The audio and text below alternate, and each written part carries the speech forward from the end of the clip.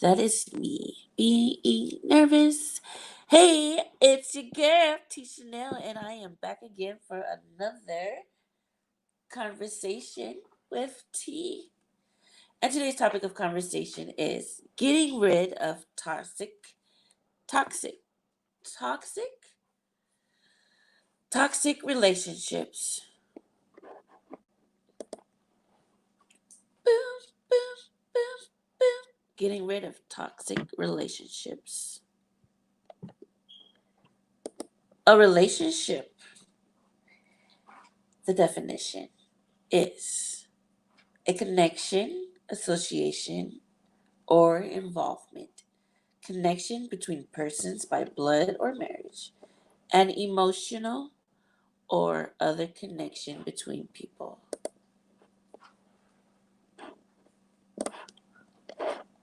I wanted to discuss with you guys today about toxic relationships. I'm going to read from Time Magazine. How to tell if you're in a toxic relationship and what to do about it. It's a common refrain. Relationships are hard work. Fights are normal and rough patches are par for the course. True as that may be, however, these platitudes can distract from legitimate causes for concern in one's social and romantic life, including signs that a relationship may have become or always was toxic. Here's what you need to know about toxic relationships and how to tell if you're in one. What is a toxic relationship?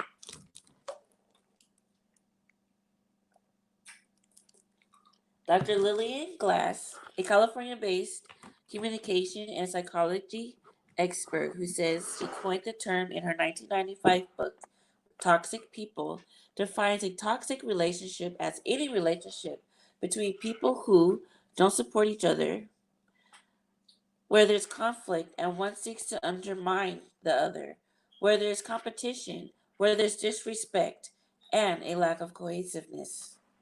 While every relationship goes through ups and downs, Glass says a toxic relationship is consistently unpleasant and draining for the people in it, to the point that negative moments outweigh and outnumber the positive ones. Dr. Christian Fuller, a California based family medicine physician who specializes in mental health, adds that toxic relationships are mentally, emotionally, and possibly even physically damaging to one or both participants.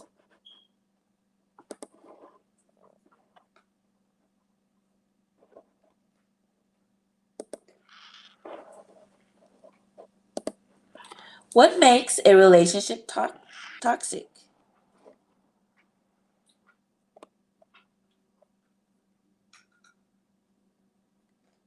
Excuse me, I have totally skipped a paragraph. It says in these relationships don't have to be romantic. Glass says friendly, familial, and professional relationships can all be toxic as well. That was where I had skipped. So, anyways, it says what makes a relationship toxic? Fuller says people who consistently undermine or cause harm to a partner, whether intentionally or not, often have a reason for their behavior, even if it's subconscious. Maybe they're in a toxic relationship either romantically or as a child. Maybe they didn't have the most supportive, loving upbringing, Fuller says. They could have been bullied in school. They could be suffering from an undiagnosed mental health disorder, such as depression or anxiety or bipolar disorder, an eating disorder, any form of trauma. There was the case that was the case for Carolyn Gamble, a 57-year-old Maryland-based motivational speaker who says she fell into toxic relationships after a tumultuous childhood marked by losing her mother to a drug overdose and suffering physical abuse at the hands of her father. When she grew up, she found some of the same themes in her marriage to her now ex-husband, who she says became verbally and emotionally abusive. I realized in this life, regardless of the cards that we're dealt, Sometimes there are things that we have to let go, she says.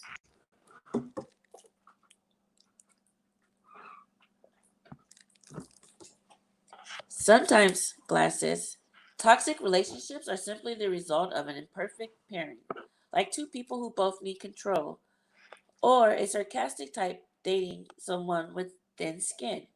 It's just that combination is wrong, she says.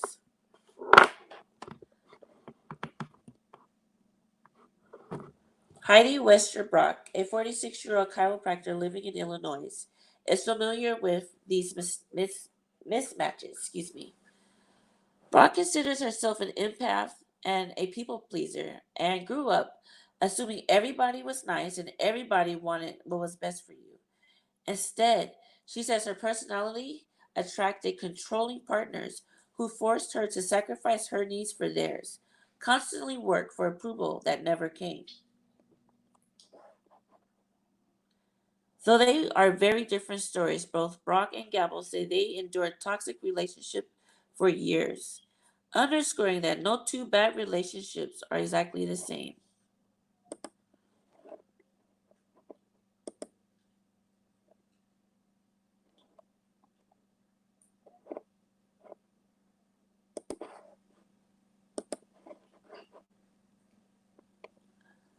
What are the warning signs of a toxic relationship? The most serious warning signs include any form of violence, abuse, or harassment, which should be dealt with immediately. But in many cases, the indicators of a toxic relationship are much more subtle. The first and simplest is persistent unhappiness.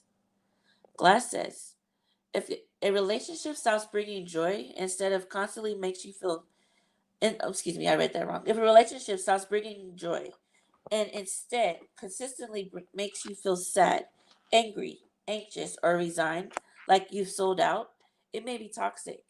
Glass says, you may also find yourself envious of happy couples. Fuller says negative shifts in your mental health, personality, or self esteem are also red flags. These changes could range from clinically diagnosable conditions such as depression, anxiety, or eating disorders to constantly feeling nervous or uncomfortable, especially around your partner. Feeling like you can't talk with or voice concerns to your significant other is another sign that something is amiss.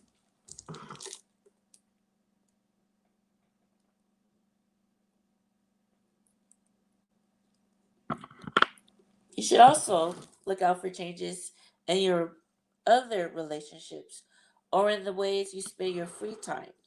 You may feel bad for doing things on your own because you feel like you have to attend to your partner all the time. You cross the line when you're not your individual self anymore and you're giving everything to your partner. Finally, Fuller says concern from family or friends should be taken seriously, particularly since people in toxic relationships are often the last to realize it. Brock says that was true of her relationship, which perpetuated the damage for years. By the time I actually started realizing I was in something that wasn't healthy, it was so normal to me that it didn't seem like that big of a deal. You get paralyzed in it because you're just used to it.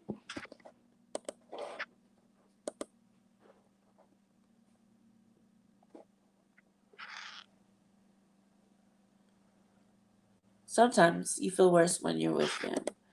Or you ever had a partner and the partner is always giving you constructive criticism even when you didn't ask for it? Like giving an example. You shouldn't wear plume tops because when you wear plume tops, it makes you look like you're hiding in your gut. And it really just makes you look like you're undercover fat. And you're not really fat. So you shouldn't wear that. You shouldn't wear that plume top. I doubt if there's a dude out there that knows what a plume top is, but if there is, just roll with it, okay? It's a plume top, and the dude is telling you not to wear it. The whole point is that is just he's like trying to give you constructive criticism, even when you didn't ask. Like, did I ask you for your opinion? No, keep it to yourself. Do you ever find yourself making um, excuses for their behavior?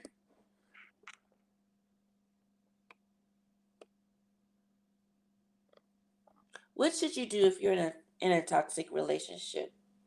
If any of those red flags sound familiar, it's time to take action. If you feel that you're in physical danger, you may need to involve the authorities. The National Domestic Violence Hotline is also available 24/7.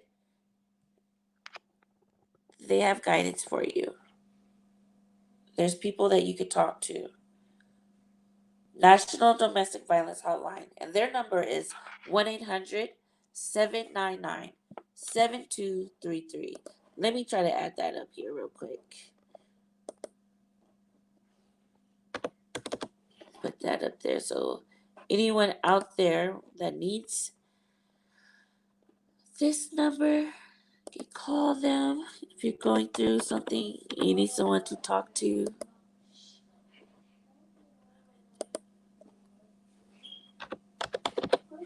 Double checking, making sure I got that number. I am doing a live stream. But I'm doing a live stream, so that means you're not supposed to be here right now. Because right now, it's like just my time. They can't see you. They definitely can't hear you. Go ahead, go ahead. I mean, they probably could hear you. No, that doesn't mean go louder. Go. Beautiful son. My beautiful son. So we're going to add this. This is the domestic violence number. Let me type domestic violence.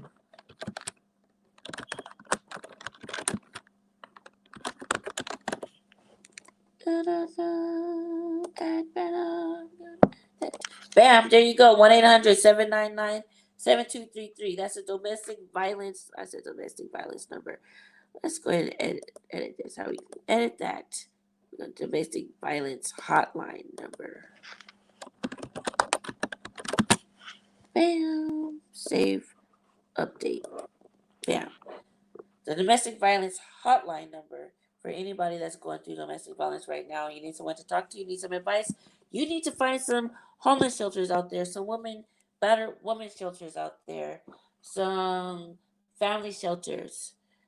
Like that, family for like women and children that's going through domestic violence. I think they do have, not that I think, they do actually have domestic violence shelters for men that are gone through domestic violence because women are not the only people that are getting abused. There are women out here abusing people too, but that is off the subject. So, let's see. If the harm is emotional or mental, you have to decide if it's possible to work through the issue. If underlying triggers such as depression or trauma are influencing one or both individuals' behavior, Fuller says therapeutic or medical treatments may help. Glass agrees that getting to the root of the problem is important, but says that sometimes the answer may be to walk away. Where did the water come?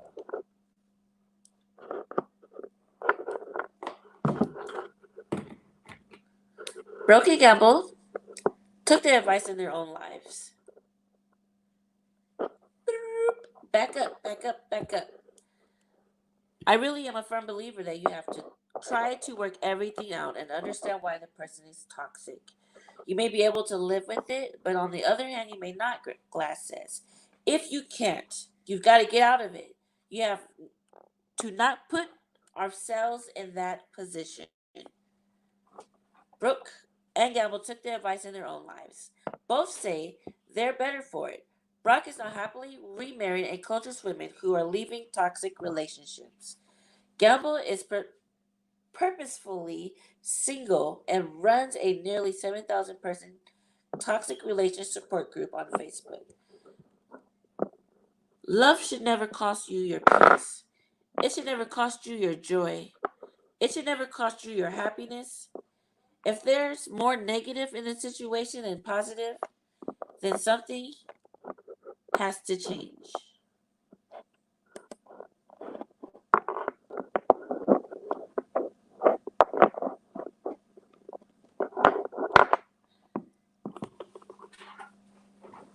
It's important that when you are going and you realize that you're in a toxic relationship, you have to realize how to get out of the toxic relationship. But sometimes when you're in it, like she said in the article, um,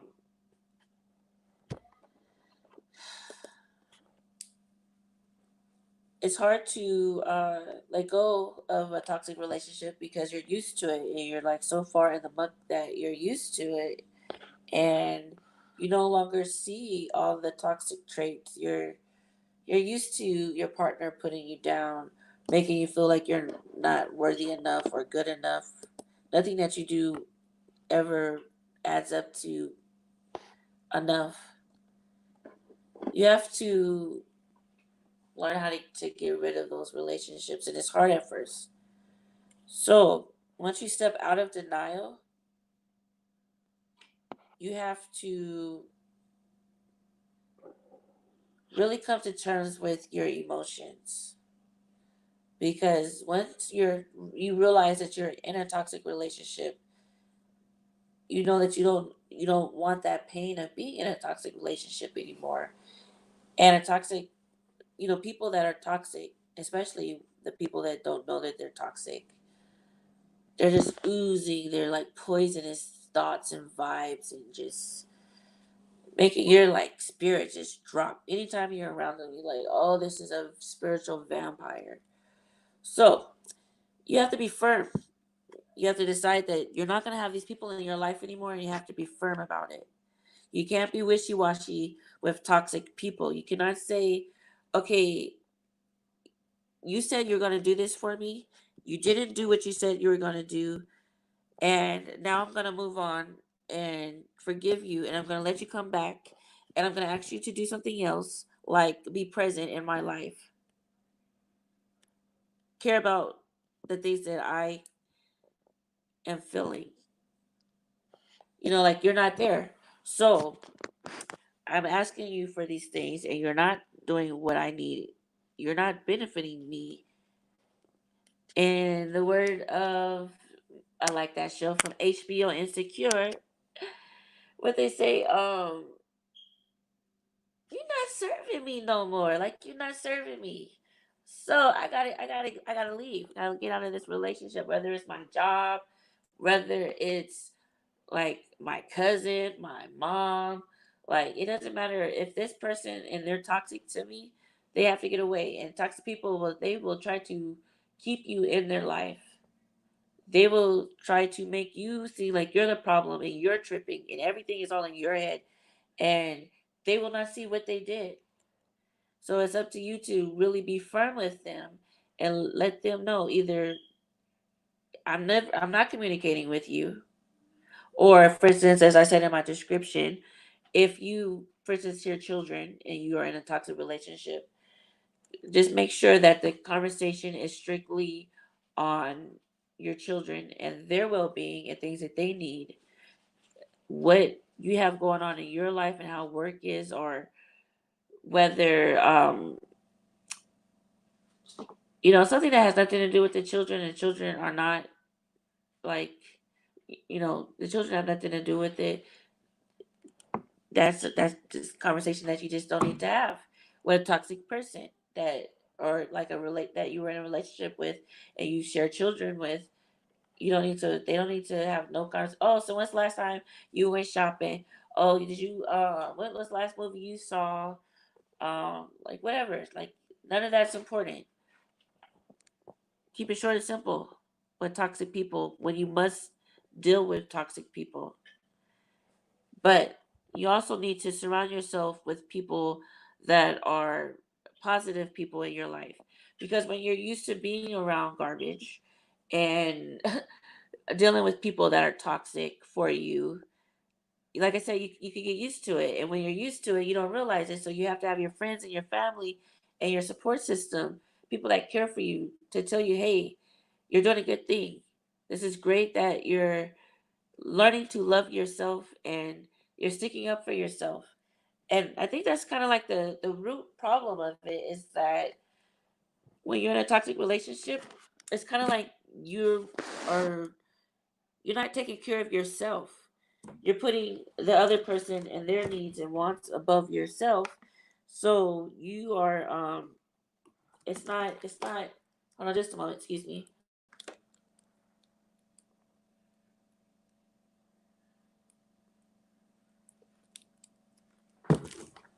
It's like you Let me see. Oh, I got some comments. What's happening? I wasn't even here. Oh shoot! Look at you. Ew. You here? Ew. I didn't even know you was here over your screen recording my stuff. Why'd I come look over here? That just turned everything off. Don't focus on that. Just focus. I know, right? I'm like, just Yeah. Just focus on what you're doing. They just want attention.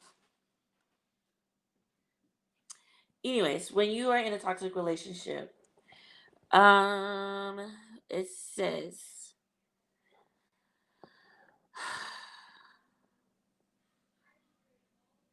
you have to surround yourself with positive people. Positive people that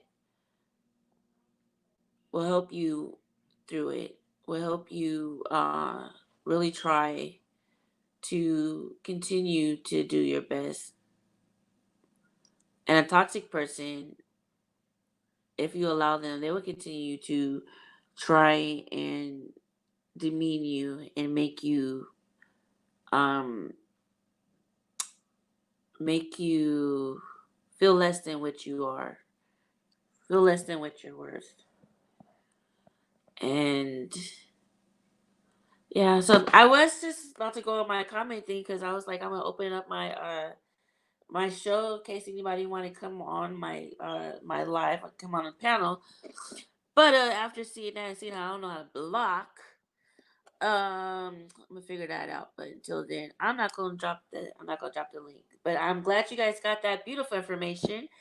And um yes, it is important for you to get rid of all the toxic relationships that are in your life, whether it's your family, whether it's a job, whether it's your spouse.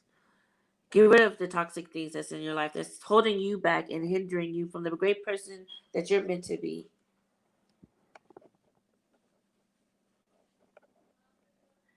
And with that, I want to leave with this because toxic people will hold you down. And I personally like this part of the serenity prayer where it says, grant me the serenity to accept the things I cannot change. There's some people you can't change. Some toxic people, like you, are not going to be able to change their traits, and you have to let them go. So it says, grant me the serenity to accept the things I cannot change, the courage to change the things I can, and the wisdom to know the difference. The courage to change the things I can. What can I change? I can change things about myself. I can change how I see the world. I can change me. So grant me the serenity to accept the things I cannot change, the courage to change the things I can, and the wisdom to know the difference. Hope you guys have a beautiful day, a peaceful evening. Don't forget to like and subscribe. You can have some water, love. This is my son. We drinking water up in here, huh, baby? Thank you for stopping by. Stay tuned for more. And don't forget where my thing at. Oh shoot, I forgot. But if you guys are in any kind of domestic violence situation, here's the domestic violence hotline. Hit that up. Yeah, Ty Brown hit that up. Oh God.